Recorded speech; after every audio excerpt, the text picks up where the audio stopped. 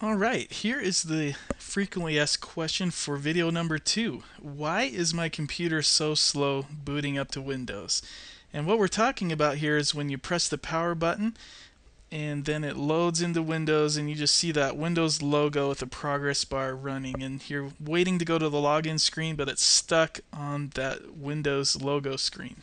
That's what we're talking about here when you're booting up to Windows. And so just like our last video, we're going to talk about the usual suspects. And that is when you have missing or corrupted system files. And again, like we said in the last video, your system files are the instructions that Windows uses to make itself run. So if any of those files are missing or corrupted, and corrupted means when there's damage to those files, so they're not totally missing, but they're damaged, so they're not usable. When any of your system files are missing or corrupted, then Windows is going to have a hard time knowing what to do with itself. And I want to go ahead and dispel a myth about computers right here. A lot of times, people, this happened to me at the help desk all the time when people submit help desk tickets and their computer isn't doing anything. Okay, that's the myth. My computer isn't doing anything. A lot of times people sit at their computer and it just sits and sits, and it actually is doing something. It's chugging along trying to do its thing. It's trying to process the command that you gave it. For this particular scenario, we're talking about getting to the login screen after booting up. Whenever your computer just sits like it's idle, it's actually doing something. It's actually processing. Rarely will a computer freeze up because something critical has happened. A lot of times it's processing what you've told it to do, but it's just taking forever to do it. And in this particular situation, it's taking forever to load up the login screen because it's missing some system files. And so more specifically, the files that we're talking about, is one of them is the master boot record, or the MBR. And the master boot record has all of the instructions that Windows needs to actually get to the login screen.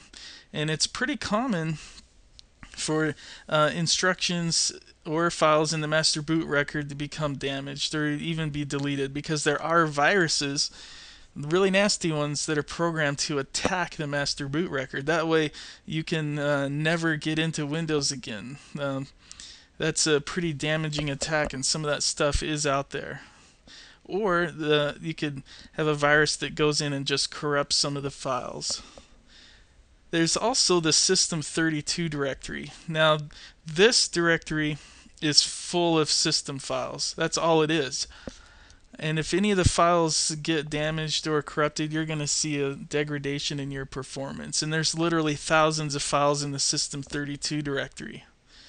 There's also your program files directory. Now, what's different about this than System32 is this is where all of your programs like iTunes and Adobe and all of your games that you might download, they keep all of their files that they need to run in program files. So if any of the system files in program files directory are corrupted or missing, then your applications are going to run really slow. And then there's your Windows profile.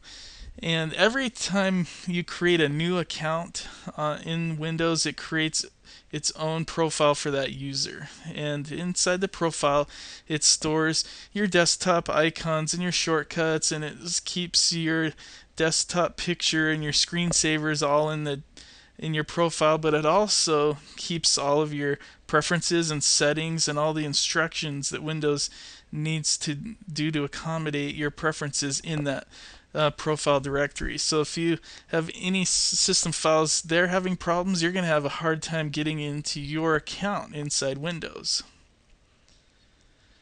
So what to do with these files? If this ever happens, what do you do? Well, you can fix these files, and you can fix them so they're not corrupted anymore, or you can just have the files replaced. And the cool thing is Windows will do it for you. It has a little utility built in called Check Disk. And you can run CheckDisk from your installation disk that came with the computer when you bought it. And this is the most powerful way to run CheckDisk, but it requires you to boot up to a DOS prompt and run the commands from a command line. And so it's not probably the most user-friendly way to do it, but it's definitely the most powerful way. But you can also run it from inside Windows, where you can double click and have the utility start, and it'll run all of the DOS commands for you. So CheckDisk is a great utility.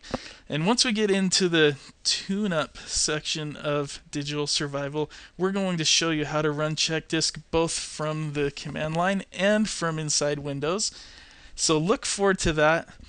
And know that if you're having a hard time just getting to the login screen, you've got corrupted or missing system files. I want to thank you for tuning into today's video, and just a quick reminder, you can catch all 20 videos in the Digital Survival series by going to GotSlowComputer.com. Until then, we'll see you on the next video.